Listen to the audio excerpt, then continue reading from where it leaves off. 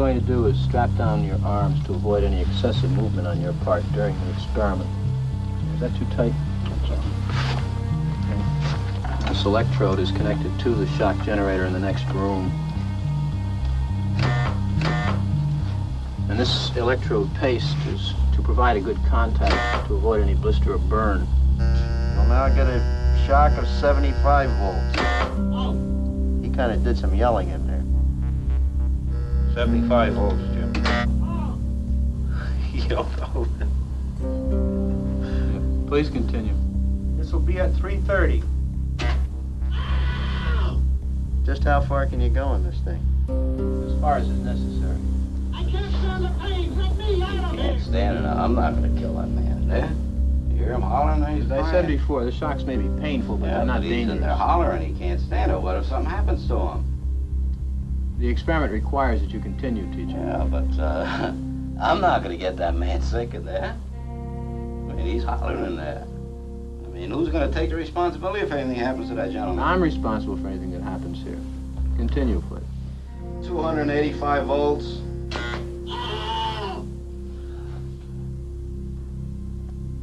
Continue, please.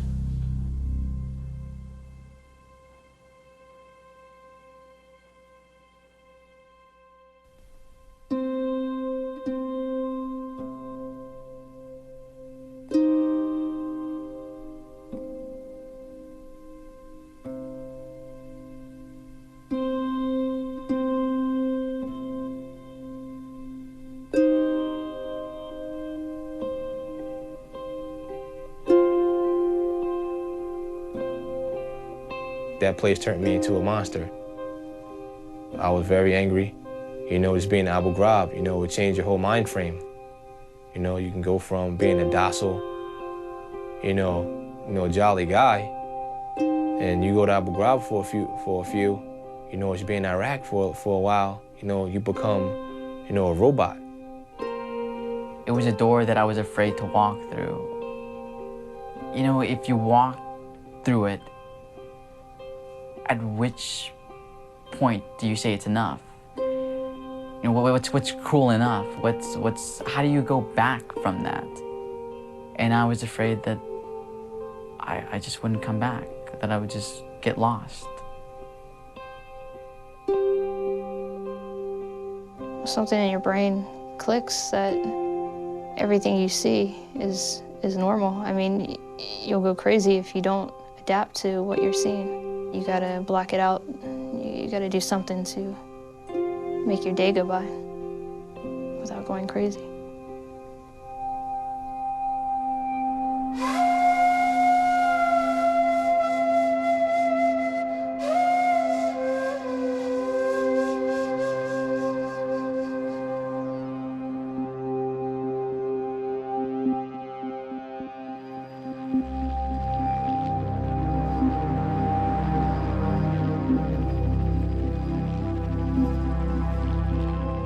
These acts of mass murder were intended to frighten our nation into chaos and retreat. But they have failed. Our country is strong. A great people has been moved to defend a great nation. America and our friends and allies join with all those who want peace and security in the world. And we stand together to win the war against terrorism. I was in Algebra 2 class.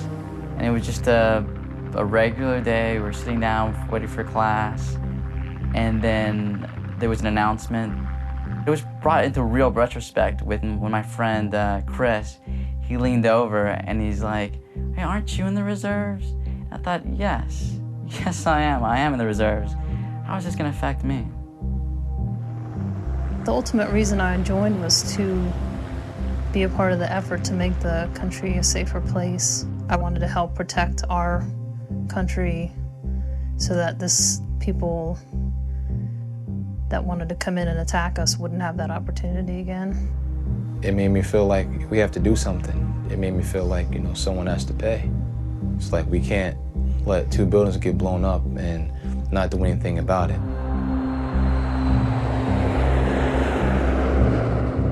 On my orders, the United States military has begun strikes against al-Qaeda terrorist training camps and military installations of the Taliban regime in Afghanistan.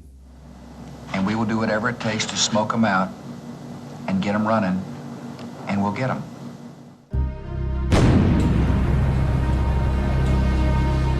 The Geneva Convention's question doesn't really come up until the war in Afghanistan starts and people start to come into the custody of our forces there. And so the Defense Department wants to know, what is the status of the people we're catching, the al-Qaeda and Taliban fighters?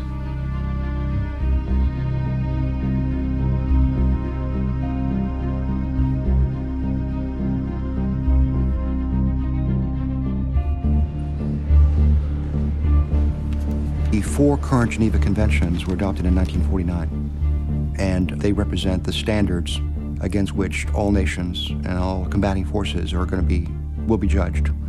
They are binding international law, and they represent a humanitarian and human rights standard for the world. They're important because U.S. military has been frequently engaged in combat. American forces are always at risk of being captured, and the Geneva Conventions protect American soldiers from ill treatment in the event of capture. After the American Civil War and up until the Second World War, the United States was consistently known for observing standards that were in fact higher than the Geneva Convention standards, and consistently advocating that all countries should operate to a level above the Geneva Convention standards. At the Justice Department, we did not think the Geneva Conventions applied in the war against al-Qaeda because they did not sign the Geneva Conventions and they don't follow any of the rules of warfare. Al-Qaeda, if you look at what happened on 9/11, has no interest in following any of those rules. They deliberately kill civilians, they deliberately target civilians, they disguise themselves as civilians. They don't take prisoners, as far as we can tell. Instead, they try to kidnap people and execute them on the web or on television. Officials in the White House and particularly in the Department of Justice said Geneva Convention shouldn't hold sway, and that point of view finally triumphed.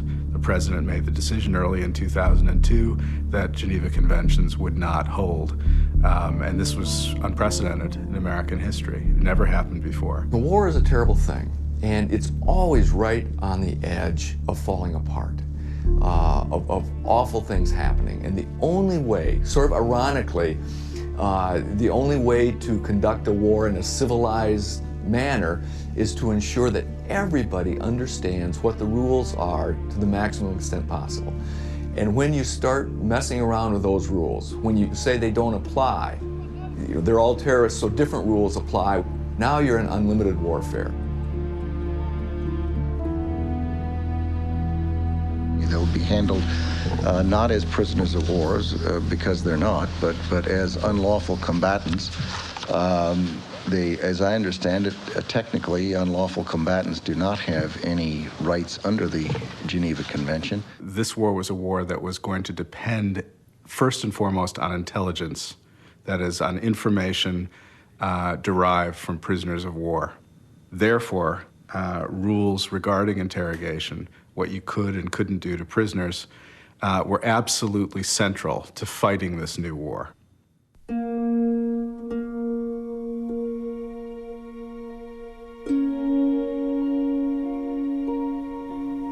The Department of Justice built a theory that essentially would render moot, render powerless, the various undertakings that the United States had signed on to that prohibited torture. The most obvious one is the Convention Against Torture.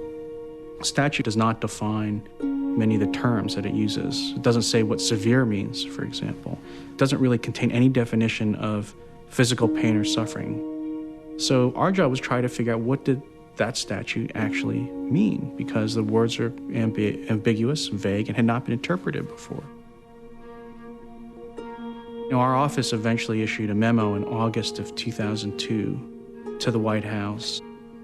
Physical pain amounting to torture must be equivalent in intensity to the pain accompanying serious physical injury, such as organ failure, impairment of bodily function, or even death.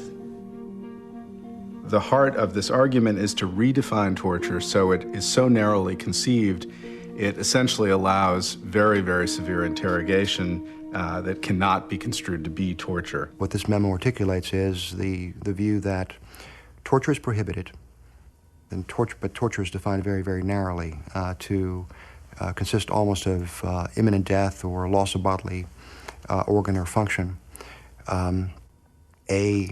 A definition of torture that was later criticized by another observer as the kind of definition that probably would have justified most of what Saddam Hussein was doing in his prisons as not being torture. I can remember sitting in my office and I'm reading some of these memos. It was stunning. It literally took my breath away. I couldn't believe that I was reading this and that it hadn't been shredded and burned and buried as the wild imaginations of some lowly lawyer in the bowels of justice that should never see the light of day. But now suddenly it's become U.S. policy. Iraq continues to flaunt its hostility toward America and to support terror. The terrorist threat to America and the world will be diminished the moment that Saddam Hussein is disarmed. And we believe he has, in fact, reconstituted nuclear weapons. There's no doubt in my mind that he has weapons, chemical and biological weapons, and has been working on nuclear weapons.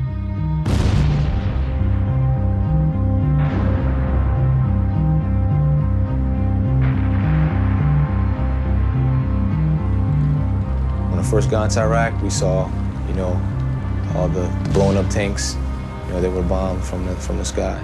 Bullet holes everywhere. It was like going into a Mad Max movie, like Mad Max Return to Thunderdome. Like, wow, I'm at war. Like, wow. We're just like, part of you was like, this is cool.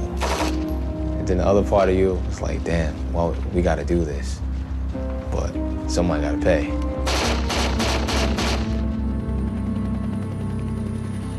I remember as we left Kuwait, I volunteered to be a gunner. It was a 12-hour ride. And I said, I'll gun. I'm new here. Just tell me what I'm looking for, and I'll gun all day on this whole convoy. And I said, but the only thing I need to know is the rules of engagement.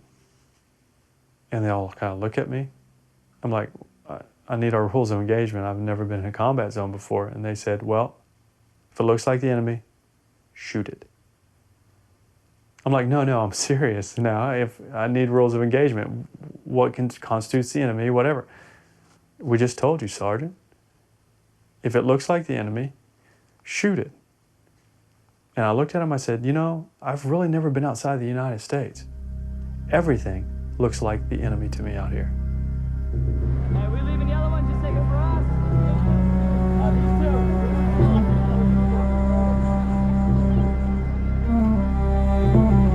Units in Iraq are picking up people on hunches and suspicions.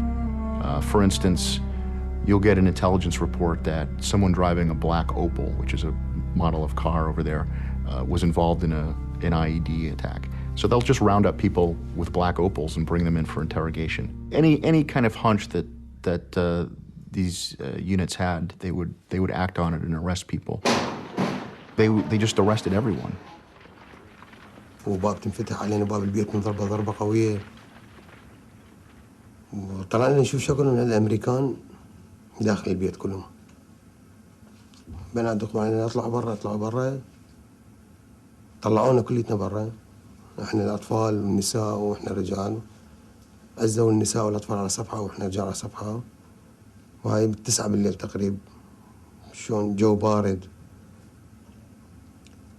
فالأطفال قاموا يبكون من الخوف الرعب مال الدخول علينا وياهم تكرم كلاب إضافة إلى الأغراض اللي كسروها والأغراض اللي انباقت من البيت ذهب وفلوس. فطلعونا أني وأبوي الله يرحمه وعمي وولد عمي خذونا طلعونا برا. وهذا ضربونا دي ورا وهذا الواير مشونا سرا بالشارع قعدونا بالشارع. هاي أول بدايته يعني أول بداية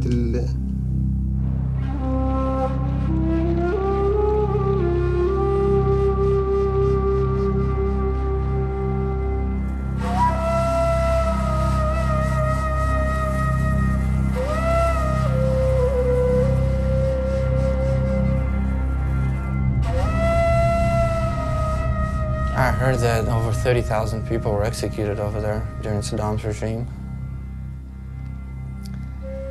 That they were buried right there, most of them were. And just very horrible stories about prisoner tortures. Of course, there were pictures of Saddam all over the prison. The place was horrible. There were wild dogs running around, digging up human bodies. It was a place inside the prison, like the death chamber that we called it, where it was 2 holes in the floor and the hanging hooks. You know, said they hung people every day. They'd hang like 80, 100 people a day or something like that.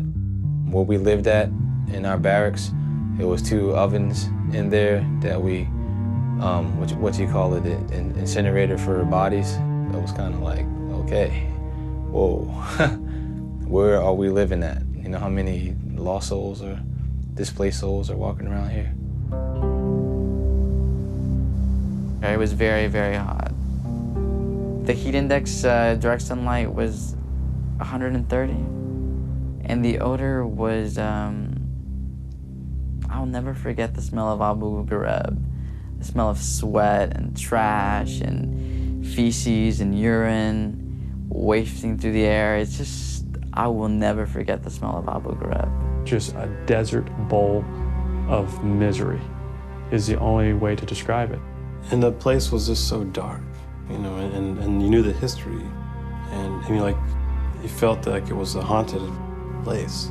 You know, like at nighttime, there's certain hallways you wouldn't want to go down by yourself because, you know, you're, you know, afraid there might be a ghost or something, and you knew if something was there, it was, you know, really pissed off. It was just the most surreal place, you know, you can imagine. It's like a combination of Apocalypse Now meets The Shining. Except that, you know, this is real and you're in the middle of it. Major combat operations in Iraq have ended. In the Battle of Iraq, the United States and our allies have prevailed.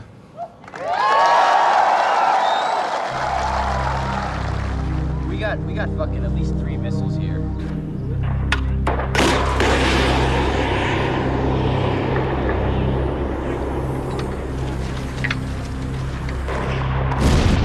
We requested resources and assistance many times, almost on a daily basis, at some points practically pleading for resources, not only for Abu Ghraib, but for all of the other prison facilities we were trying to restore and reopen. Somebody had this crazy idea that they could restore all of the prison systems and get the new Iraqi guards retrained in the right way to do an appropriate prison operation in 90 days or less. There was no plan for anything.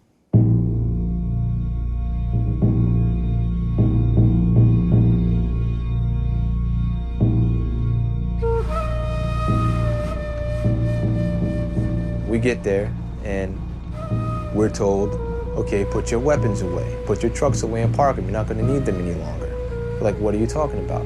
Where these people that were there, you know, said, okay, no, you're going to be prison guards. You're going to augment the guard force inside. So our commander was like, hey, what are we doing? We're not corrections. I was like, our guys never been trained to do anything like that. So hence, we put our weapons away, our tons of ammunition away, and then we became prison guards with no training whatsoever. And we all look at each other, what? We, the 72nd MP company is leaving, and we're going to take their place. If there was ever a turn in morale, it was right there that I could see. Everything just hit rock bottom.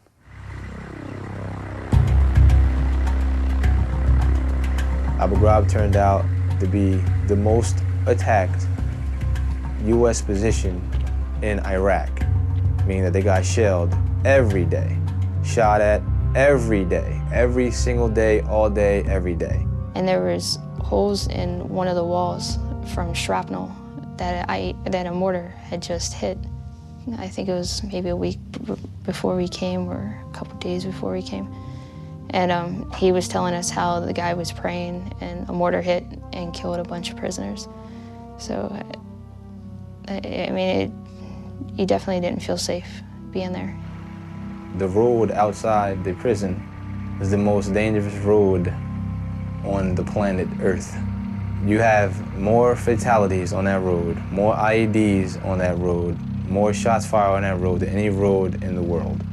You could be walking to your barracks, boom. Oh man, incoming, incoming. I wouldn't wish it on my worst enemy. Yep.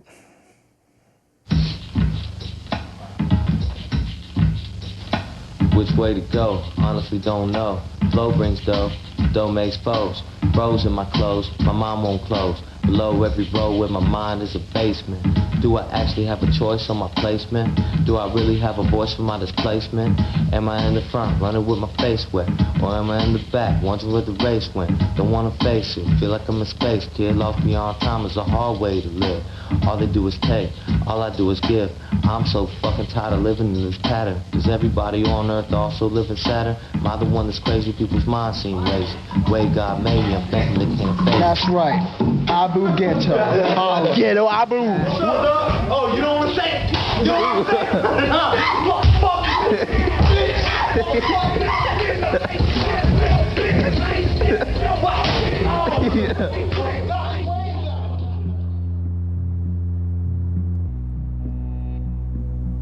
In July and August, the prison population was fairly stable, and I would say at the highest numbers, it was still less than 1,000. By the end of September, it went to over 6,000. We had just short of 300 military police personnel at Abu Ghraib to guard thousands of prisoners. You had the general population prisoners, which were basically a huge mass of humanity, you know, thrown into a mud pit, surrounded by concertina wire. And then you had the hard sites, which is where the intel holds were at, as well as the insane or the criminal. And then there was an even more, the most secure section was where they had the women and the children.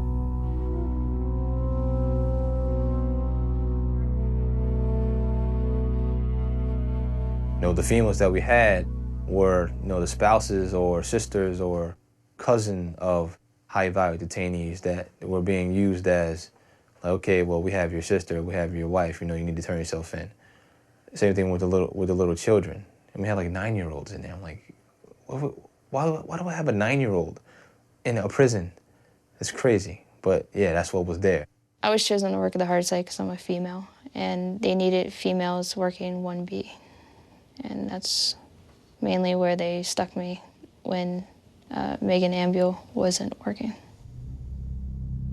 In the hard site, there was probably 6 or 7 guards guarding, I would say, at least 1,000 detainees, if not more. And you had all those, if all those prisoners got to coordinating that at one time, you know, the guards that were inside of the compound would have been, they would have been dead. It was such a scary situation to live under.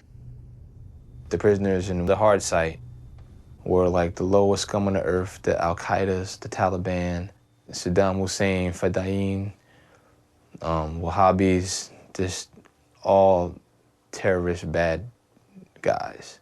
And they were American killers. We were told that these detainees were the worst of the worst, and this information that we needed to get was going to save lives. It was going to have, somebody said at one point, it was going to have global implications.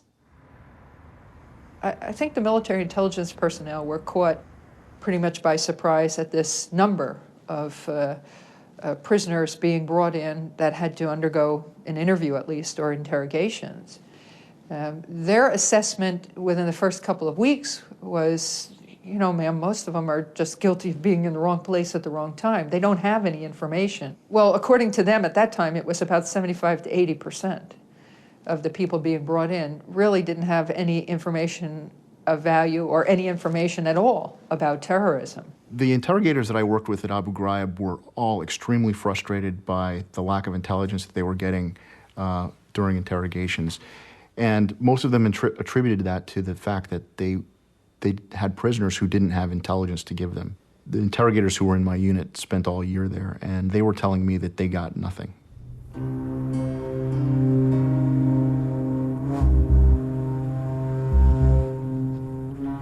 أنا ما أعرف ليش مسجون. جابوني بقوني 7 أشهر أنا وأولادي وما أعرف ليش مسجون. شنو التهمة مالتي؟ قالوا لي أنت تسوي متفجرات وتسوي عبوات ناسفة. وخلاص بعد ما أعرف. شنو اللي الدليل اللي والمستمسك اللي عليه؟ ماكو. مجرد وشاية أحد المواطنين قال لهم هالشكل.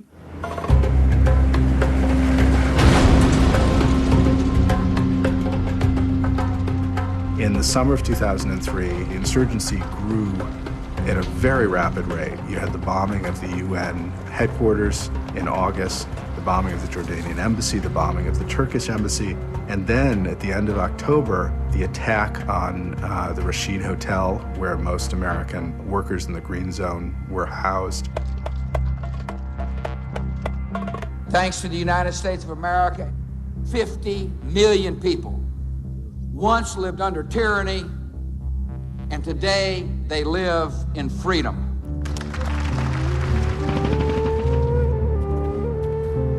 The American military had no idea who these people were. How do we fight an enemy we cannot see?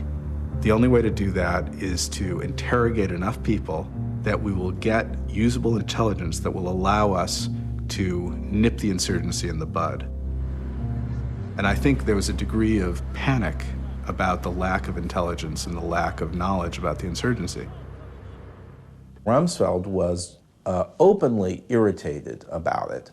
And then we come to accounts in the summer of 2003 of an intelligence briefing that occurred at the Pentagon involving Rumsfeld, Cambone, a handful of other senior officers. And he's described as being openly angry, pounding his fist on the table, and asking in a taunting way, why is it that Guantanamo gets me good intel, just what I want, and I don't get this out of Iraq? I've had it with this. I want you to get Miller out to Iraq and Gitmoize the situation and do it fast.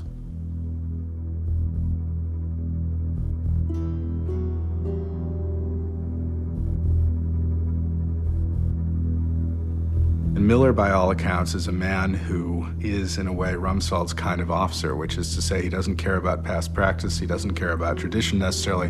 What he cares about is getting results. And he established a system in Guantanamo that was based entirely around getting information from these detainees, which is to say, using harsher interrogation techniques.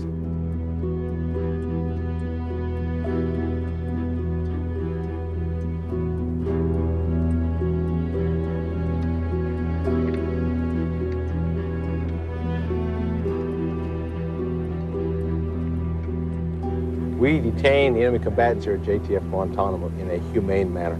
Everything that we do inside Camp Delta, America can be proud of. I am telling you what I believe in every inch of my body to be the truth. And I have spent a lot of time on secure video with the people down there. I have talked to people who've been down there and come back, and I haven't found a single scrap of any kind of information that suggests that anyone has been treated anything other than humanely, notwithstanding everything we have read and heard. At the time, there were rumors coming out of Guantanamo that prisoners were being abused. Certainly, certain of the human rights organizations had detected those kinds of rumors and written letters to the administration urging the administration not to engage in this kind of practice. So I think word was starting to leak out as to something occurring in Guantanamo. General Miller at Guantanamo turned Guantanamo from a conventional U.S. military prison that would abide by the laws of war into a kind of ad hoc behavioral laboratory for the introduction, the use of extreme techniques. A lot of what we know about what went on in the cells during interrogations at Guantanamo, we know from FBI officers who went down and were working at Guantanamo and, in essence, observing what the Army interrogators were doing. We have a number of emails and reports that have been declassified by these FBI people, counterterrorism officials who reported on what they saw. On the couple of occasions, he writes, I entered interview rooms to find a detainee chained hand and foot in a fetal position on the floor, with no chair, food, or water. Most times they had urinated or defecated on themselves and had been left there for 18 to 24 hours or more. These practices, when you see them on bureaucratic documents, seem absolutely inoffensive, almost benign. And this report is one of many, many we have from Guantanamo, simply reporting on the flesh and blood reality of what those bureaucratic sounding names mean.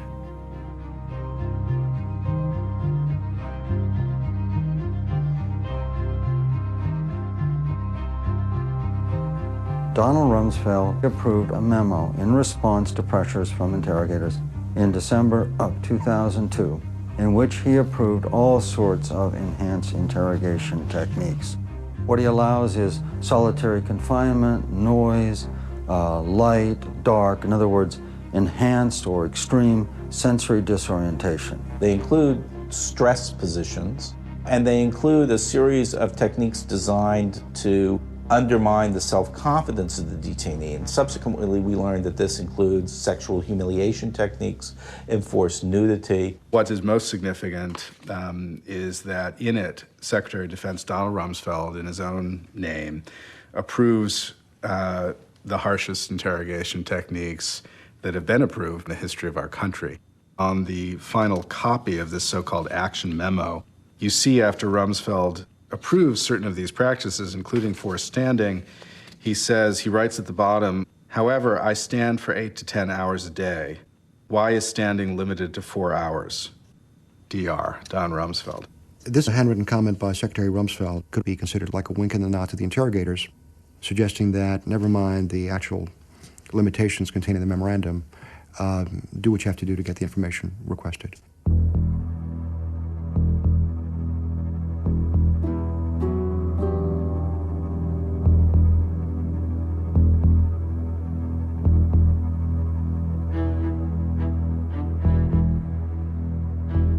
General Miller is sent to Iraq to help them get more actionable intelligence from these thousands of security detainees. And General Miller, without hesitation, said, look, it's my opinion you are treating the prisoners too well. They don't know who's in charge. And if you don't treat the prisoners like dogs, you have effectively lost control of the interrogation. At the close of General Miller's visit, Lieutenant General Ricardo Sanchez, overall commander of U.S. forces for Iraq, issued a memorandum for extreme techniques, techniques that can be seen to be in violation of both U.S. and international law. I believe they thought they were interpreting the Geneva Conventions and applying them. I don't think they thought, well, the Geneva Conventions don't apply. And so I think what they thought they were doing was following those standards and trying to create interrogation methods based on them.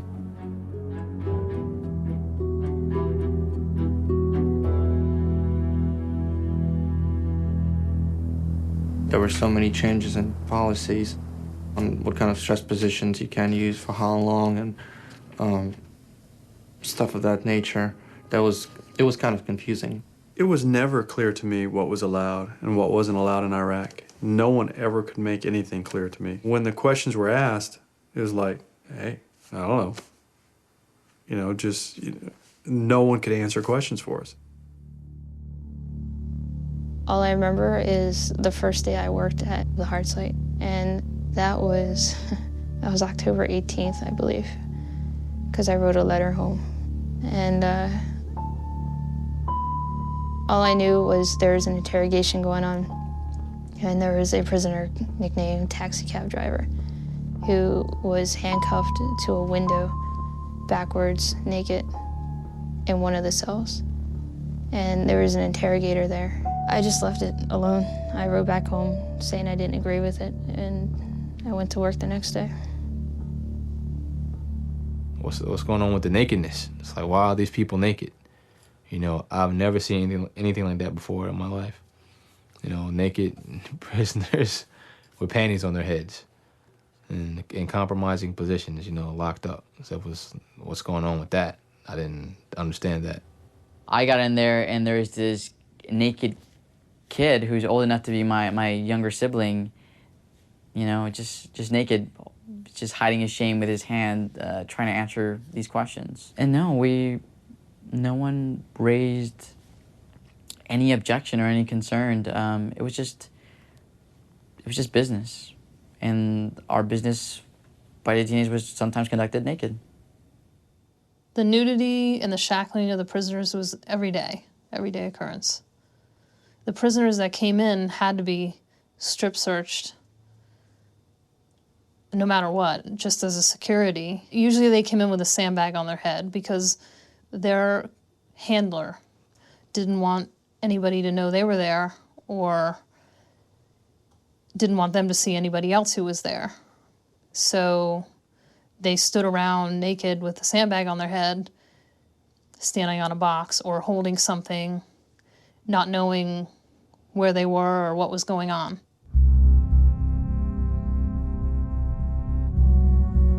نعم غالبا أول 4 أو 5 أيام يبقى المعتقل عاري تماما. بقيت 25 يوم مصلخ بس باللباس بالمحجر بدون أي لا فراش ولا بطانية ولا شرشف ولا كل شيء ولا تكرم حتى نعال يعني ما عندي. هو المحققين يأمرون اللي مثلا احنا نحس من يعرضونا للتعذيب انه عندك ثاني يوم تحقيق. يعني كأنه يهيئونك للتحقيق. هو بالحقيقة احنا نظن انه اللي يأمر بالتعذيب هو نفس المحقق. We know that after General Miller's visit to Abu Ghraib Prison and to Iraq in August, September 2003, that the MPs were removed from the control of General Janis Karpinski, who was the commander of military police for Iraq, and placed under the control of military intelligence. The MPs were then no longer part of, if you will, the kind of incarceration staff. They were moved to be a part of the interrogation staff. So the MPs had the job of softening up, creating the conditions for effective interrogation by the military interrogators. What happened when we got to Abu Ghraib is military intelligence was placed in charge of us. MI and OGA, who is CIA, and all these other corporations, these civilian contractors that didn't answer to anyone like us, would come in and tell our MPs, this guy needs to have a bad night. What kind of bad night? Use your imagination. You can do this, stress positions, loud music, do whatever you want to do to them, just make sure they don't sleep. We need that information. The MI people, the specific handlers, would have me give whichever detainee lots of showers during the day. Like, they would say, this guy's really dirty. We want you to give him lots of showers. We want you to stand in there and point and laugh at him. And, you know, just be there while so he's definitely aware that I'm standing there while he's fully nude. Like, hey, Sergeant Davis, take these numbers down. Prisoner number 111777 or something like that. He needs to be up at 4 o'clock in the morning. Go to bed at 4:30. Be up at, 5:15. Go to bed at 7 o'clock. This prisoner number, blah, blah, blah. Do this, do that. Take the radio and put the megaphone up to it and keep them up all night long. Bang the garbage can, slam the doors. If they go to sleep, throw water on them. Like that, keep them awake. Make sure their life is hell tonight. It's far more difficult to cure the victims of psychological torture than it is to cure those who suffered physical torture. If we call psychological torture in this country torture light, okay, it's not torture light. It's the most damaging, the most destructive. Sergeant Grainer, he was sent for specifically to work the night shift because, as he was told, because of his civilian prisons experience. And they needed somebody with that kind of experience.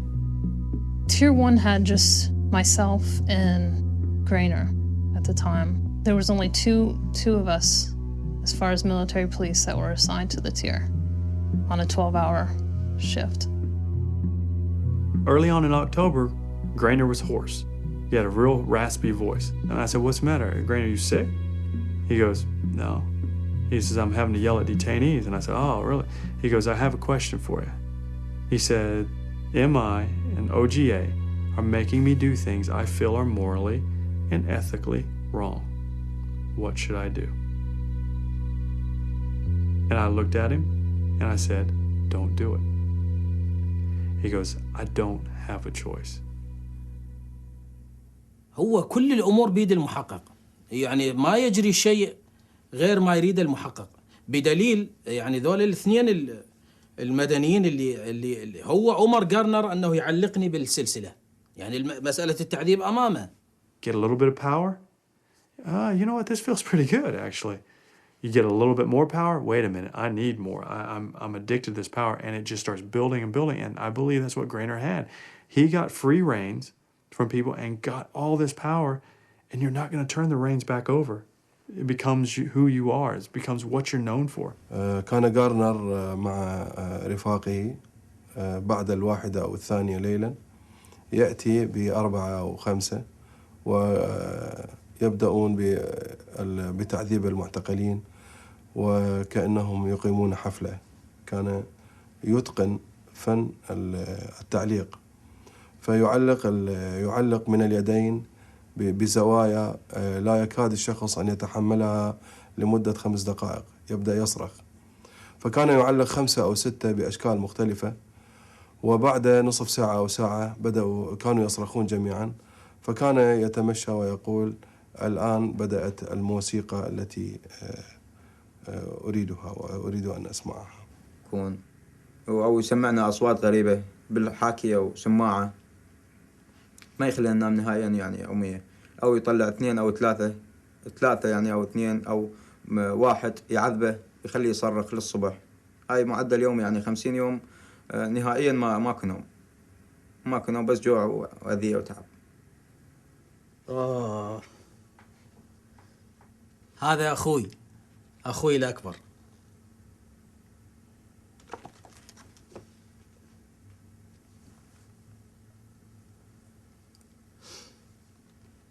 هذا كانوا يأتون بي عاري، ولأنه هاي قلت لك هاي إيده معرضة للإصابة، فكان يحملونه مي ويأمرونه بالركض بالزنزانة حتى، ويأمروني أني أنظر إلها، ويقولوا لي إما أن تعترف بالتهم الموجهة أو راح نأتي بأمك ونفعل بها هكذا. نعم، هذا أخي الأكبر. I didn't feel like it was my place to question anything, as I just got out of basic, and that wasn't, it was like, if you question your orders, you and your battle buddy are going to die. We're at war. War's not pretty. War's not nice. These guys killed people. Oh, well. After a while, you become numb. You just, zone it out. Everyone did. You started to forget what you saw the day before, and because the next day would always usually be worse. So you kind of went numb the day before, and then it just kept going. It was like a cycle. It just became something that you had to gear yourself up to do that. I guess I always, if something I had to do, if I didn't like to do it, I always, like going to the dentist, I didn't care about it, but I always went and did it, even though it was uncomfortable. Just blew my mind how it was normal. There was just no big deal. It was just like a day at work to say, okay, we're going to do this to this guy, we're going to do that to that guy. And I'm sitting there saying to myself, my God, what is happening to this place?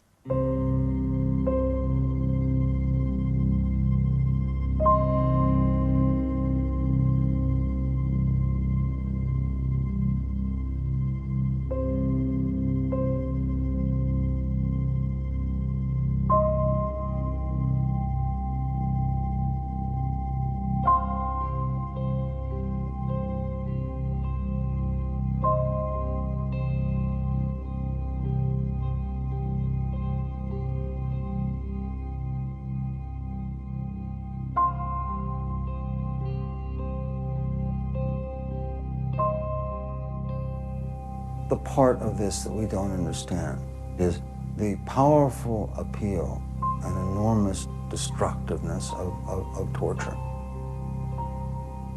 Why, when you give an order, you know, and you give a signal for a little bit of torture, why it spreads like wildfire. There is no such thing as a little bit of torture.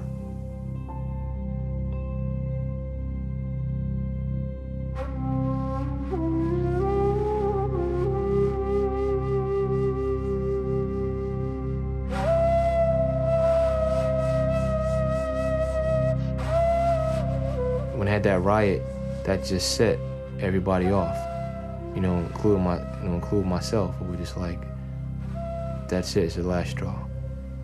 They gathered up the rioters, so we got them down to 1AB. The soldiers threw his person on the floor. Then another soldier threw their person on the floor. And then I threw my person I was escorting on the floor. That I was angry, upset. I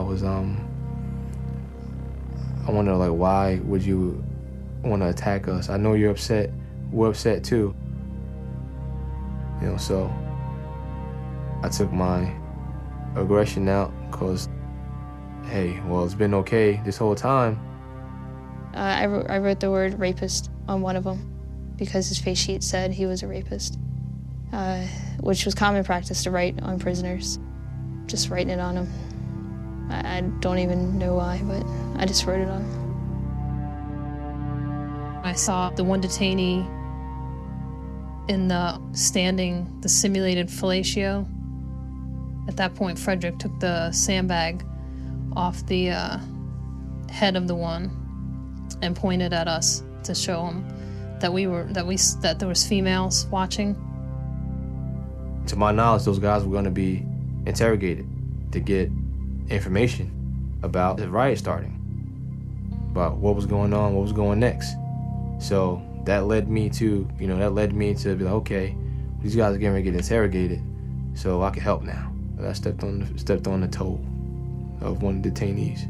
My dad stepped on the hand of one of the detainees, and I yelled at him like that, and I leaned on him with my body weight, like I fell on the pile. When I fell on the pile, I was yelling at him. They were stripped one by one and then stuck into a pyramid.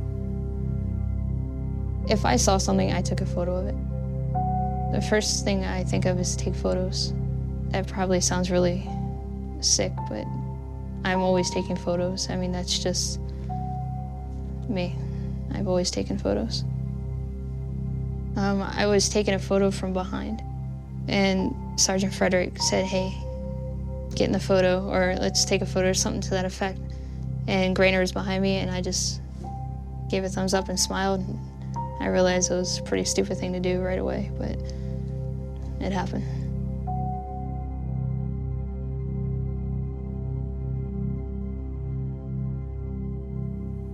I don't think it's necessarily true that someone said, put those people in a pyramid, a naked pyramid. But they're part of a larger universe of other acts. Because there was significant sadism, there was significant indiscipline, there was significant abuse. The problem is all of it took place because of an overwhelming or an overarching doctrinal permissive environment that allowed you to also beat people up and also keep them awake and also subject them to stress positions that have been approved in effect by the Secretary of Defense and by the theater commander, Lieutenant General Ricardo Sanchez.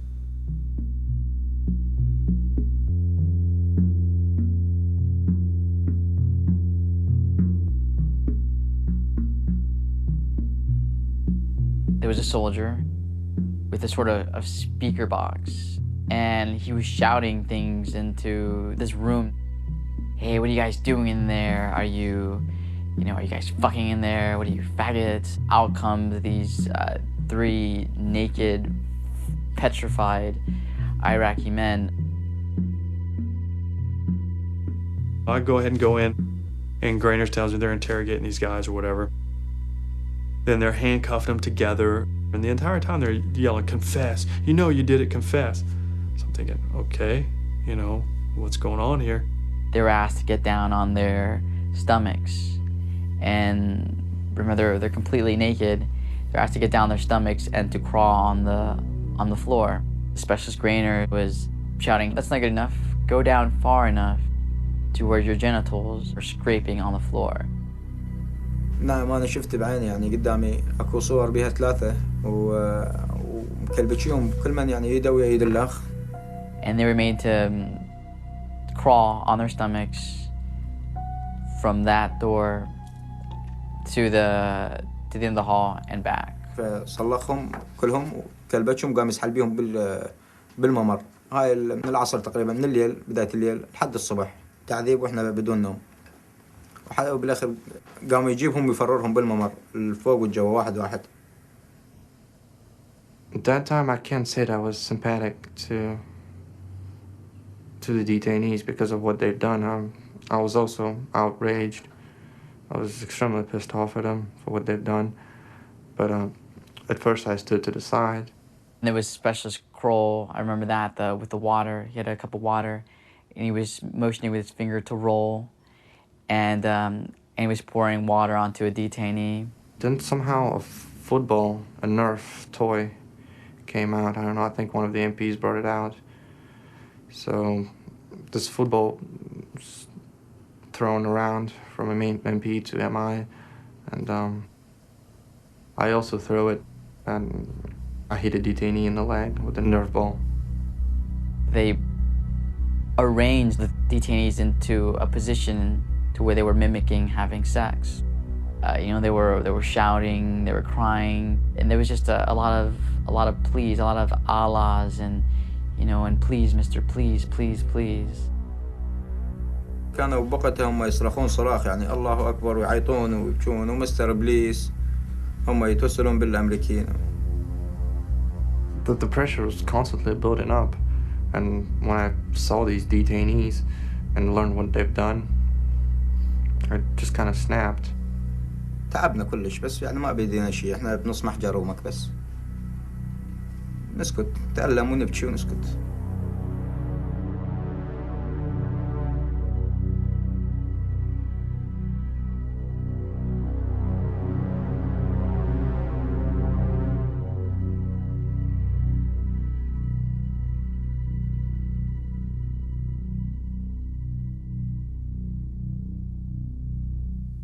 There's no way that I can just sit here and condone what's going on.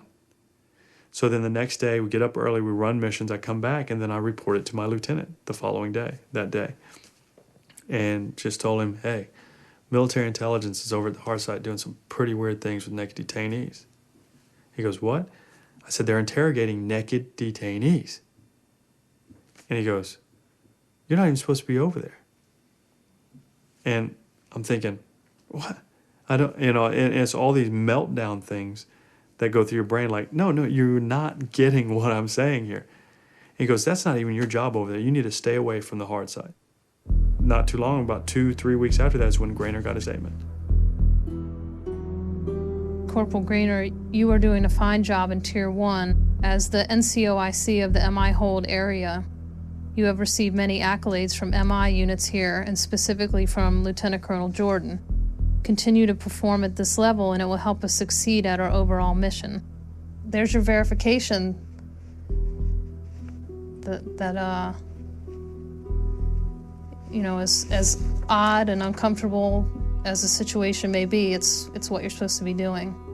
This commendation happened after most of the things pictured in the photographs that have become so notorious had already happened. And it simply beggars belief that military intelligence, working very closely with these people every day, simply was completely ignorant about what was going on this tier, which after all held all of their valuable prisoners.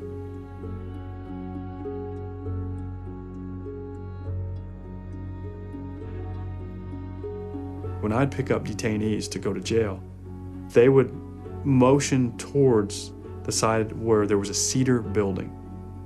It was like the interrogation booths. And they'd look at it and say, no, mister, and point over there, and they'd act like they were sore, and I'm like, no, I don't take you over there. We're going to court to see the judge. Thank you, mister, I hurt. So it's one of those things where, what are they doing to these guys? والله أنا كان همي كله كان على أبوي. أبوي أخذوه يعني هو بقى يمكن شهر أو شهر ونص بالمعتقل. خلال هالفترة أخذوه يمكن 4 مرات. ياخذوا يحققوني يجيبوا يجي منتي. مرة من المرات دا أسبحه والرجال ما يقدر يسبح نفسه. أخذت للحمام دا أسبحه. فنزعت ملابسه. شوف الظاهرة. توقع زرق.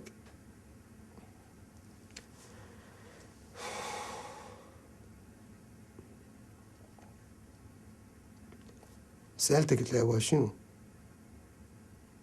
قال ما أريد أحكي لك عوفة. يعني من التعذيب اللي ما أعذب لي. المهم ظلينا فترة من الفترات أبوي تمرض. أخذته ما أقدر أخذته لأن تمرض صار شوي من التعذيب وما شنو شوية صدره قام يضيق عليه بالنفس. فرحت على الأمريكي الموجود بالباب. قلت له أبوي مريض بالكت تدزول على الدكتور بس يجي يشوفه يفحصه يشوف شنو هذا البي. الأمريكي يقول لي أرجع. لا تجي أرجع ماكو شيء. رجعنا الخيمة أبوي حالته الصحية قامت تسوء بعد أكثر. تسوء بعد أكثر وأكثر. وأتوسل بيهم والله العظيم أتوسل بيهم هذا الأمريكي والمترجم. كون تجيبوا له دكتور سألت البيت بدون المستشفى جيبوا له دكتور خليه يفحصه. آخر مرة سحب مسدس على البندقية عليه قال إذا ما ترجع راح أضربك. ارجع وعلى تراجع. فالتهب على أبوي صار فدنوب. قام حتى الوغف يطلع من حلقه مال الوفاة قام يطلع وغف من حلقه فحاطاني هنا على يديه.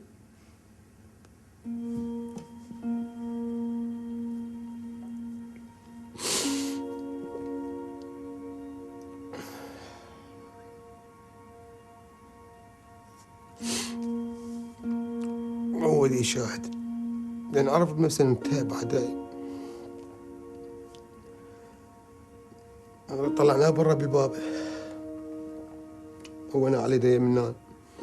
أبوه على راسه يعني ما حتى عينه ما يقدر يفتحها. شخط حط راسه ما راسه توفى.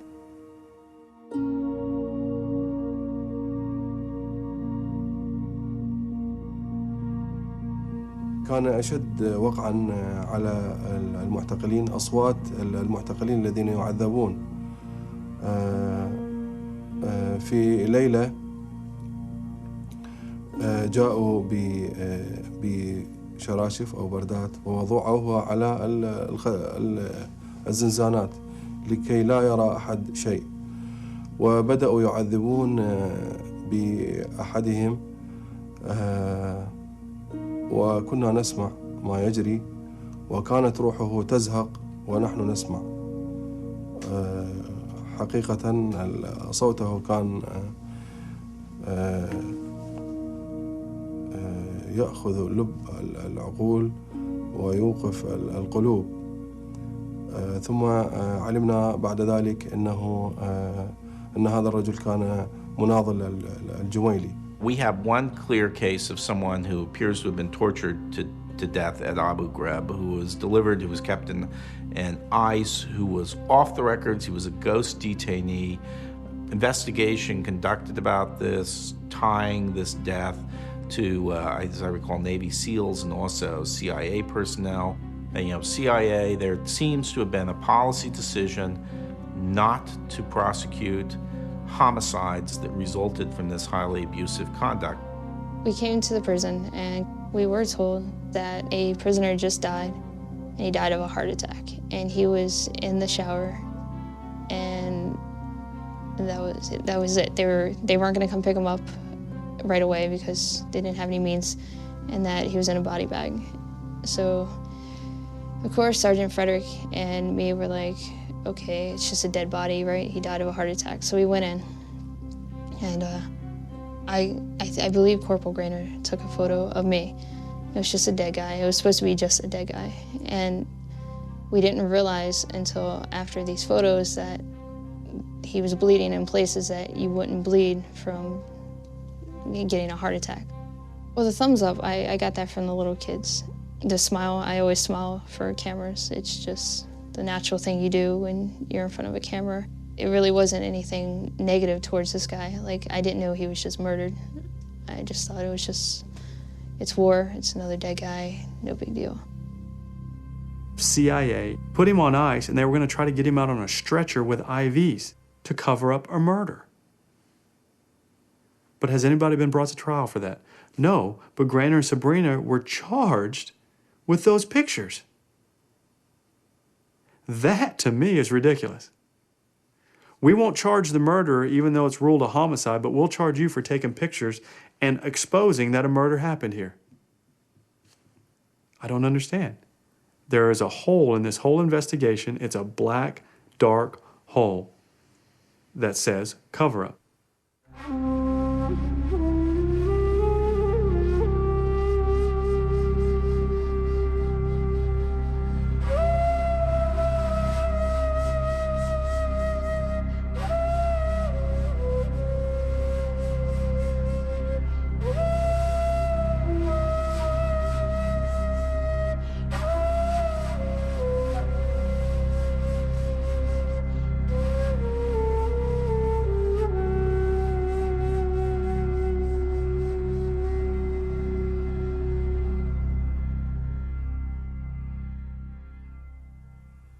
I wanted to take home pictures of Hilla, and because we had been some very astounding places. We'd seen the Tower of Babel, the city of Babylon,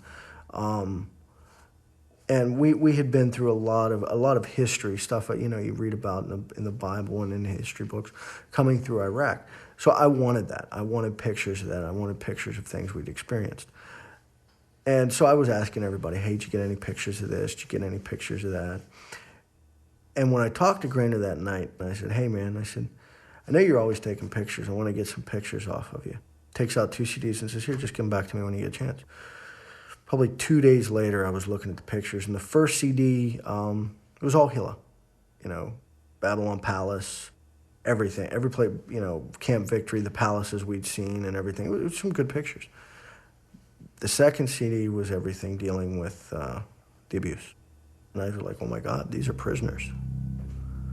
And then, you know, what do I do now?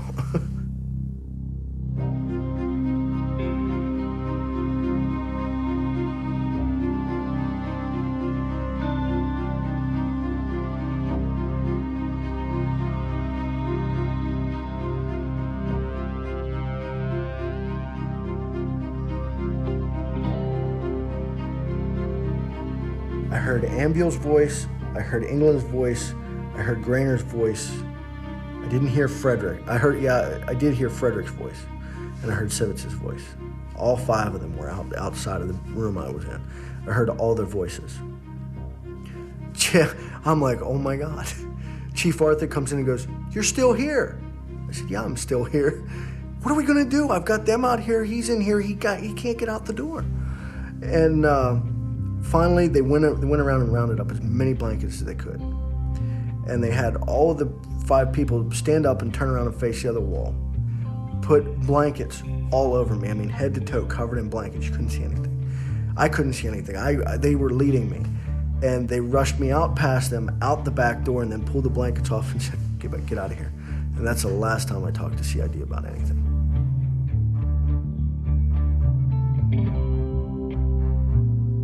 In the course of this investigation, when it first got started up in Iraq, they set up amnesty locations. And they told everybody assigned to Abu Ghraib, if you have any discs, if you have any photographs, if you have any contraband, you need to put it in the amnesty boxes now, and it will all be forgotten. Don't worry about private photos, don't worry about anything else that might be on the disc, but everything will be forgotten. Okay, well, if anyone has any pictures of anything, destroy them now. It was a whole bunch of people erasing their hard drives. You know, like, you know, just destroying discs and CDs, things like that. Just like, you know, in fear of like, man, maybe if I took a picture of something, could I get in trouble for what I took a picture of?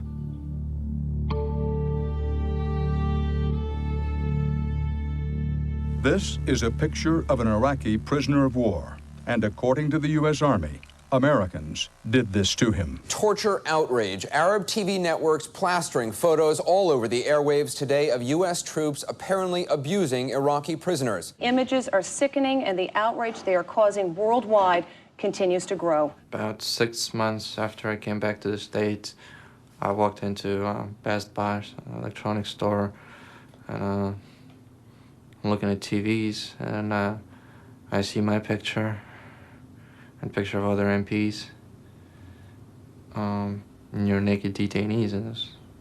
I was shocked, of course. There was mortification. I'm on the news. You know, life's going to be a little bit different from now on. It was during the investigation that I saw them. I didn't know that they exist. I'm like, what is that? They're like, do you know anything about this? Like, no. Have you seen any? Did you take any of these pictures? I'm like, no. The photographs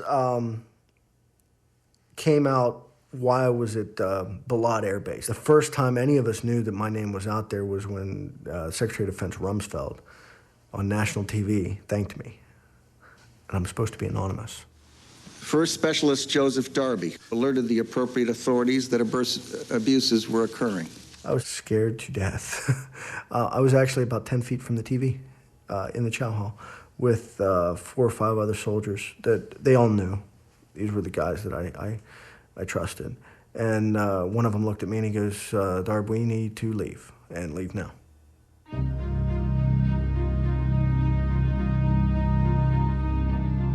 Seven soldiers, all members of the military police, are facing charges of abusing Iraqis at the Abu Ghraib prison. From the very beginning, the military establishment has said this was the work of a few bad soldiers. I shared a deep disgust that those prisoners were treated the way they were treated. Those acts ought not to be allowed to define us. The terrible actions of a few don't change that. Those soldiers let us down. They simply let us down. The Defense Department has done numerous investigations, and they found what happened at Abu Ghraib was not authorized, that the people who conducted it were not aware of whatever other thinking was being done with the law, and that this was essentially the activity of people on the night shift. It wasn't even in the context of interrogations. Every investigation that's been conducted so far has not found any kind of link. Sir, we did not find any evidence of a policy or a direct order given to these soldiers to conduct what they did. There was sadism on the night shift at Abu Ghraib, sadism that was certainly not authorized. It was kind of Animal House on the night shift. Even suggesting that this was Animal House on the night shift was conscious disinformation. Is there any chance that these people were self-actuated, that they just came up with this as their own idea?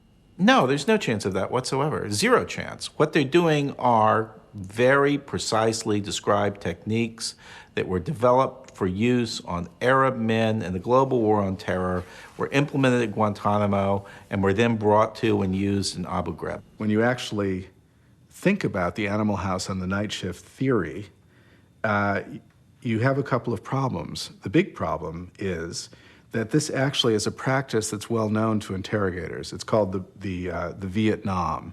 It was developed in Brazil. It combines stress positions, which is to say standing on, balancing on a box, with electrocution, or in this case, the threat of electrocution, and sensory deprivation, the hood. So this practice is quite well known. How exactly are some uneducated prison guards, how exactly did they know to use this technique, which was developed by the Brazilian military? I'd like to know what agencies or private contractors were in charge of interrogations. Did they have authority over the guards? And what were their instructions to the guards? First, with respect to the... We did not bring it. Oh, my. Yeah, oh, my is right. It was all prepared. It was, indeed.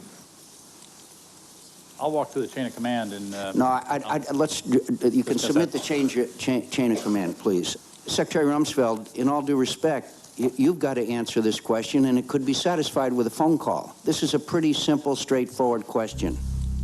Abu Ghraib is a great example of bureaucratic virtuosity in handling a scandal.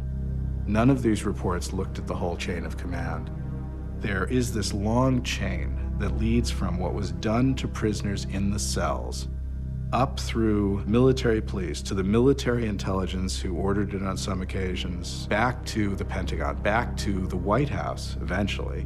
You have this long chain, and until that whole chain is looked at in an authoritative way by someone who is empowered to ask questions of anyone, we won't, at the end of the day, know actually what happened at Abu Ghraib. You know, the administration will say we've conducted hundreds of investigations into these things, and indeed they have. We don't have too few investigations, we got too many investigations. What we need is one investigation that is conducted by individuals that are absolutely bulletproof, who have been given the authority to go wherever they need to go. If it leads them to the E-ring of the Pentagon, so be it. If it leads them to the Oval Office, so be it. Grainer and the 372nd MP Company embarrassed the Army with pictures. And the Army got him back.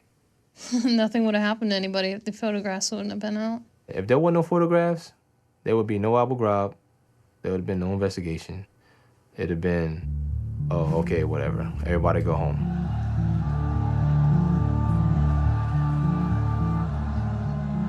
These photographs from Abu Ghraib have come to define the United States.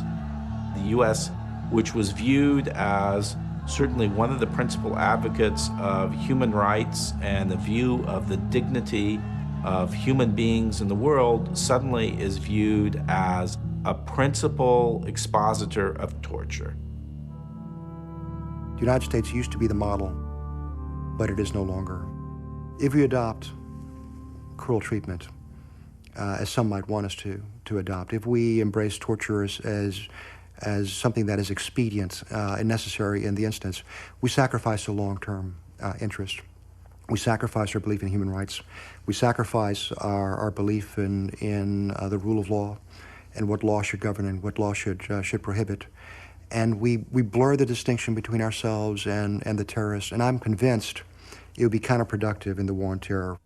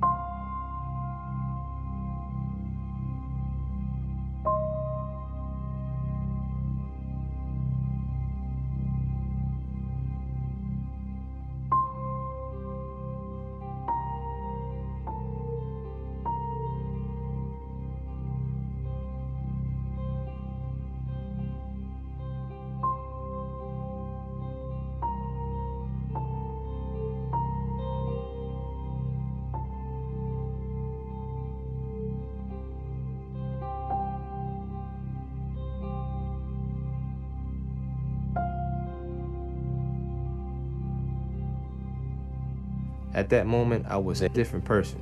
At that moment, I was not the person that you're sitting here talking to right now. At that moment, I was somebody else. I'm trying to forget this. Not. They bring back bad memories. That it reminded me of Golding's Lord of the Flies.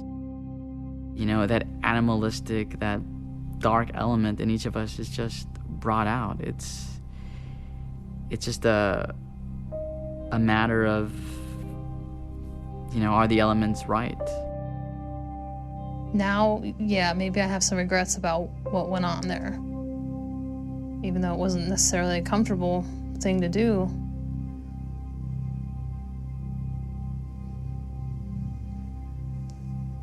I did it.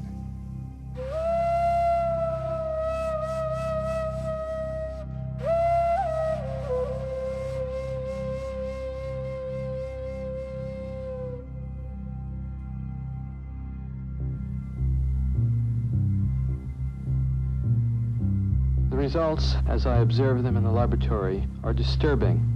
They raise the possibility that human nature cannot be counted on to insulate men from brutality and inhumane treatment at the direction of malevolent authority. A substantial proportion of people do what they are told to do, irrespective of the content of the act and without limitations of conscience, so long as they perceive that the command comes from a legitimate authority. If in this study, an anonymous experimenter could successfully command adults to subdue a 50-year-old man and force on him painful electric shocks against his protests, one can only wonder what government, with its vastly greater authority and prestige, can command of its subjects.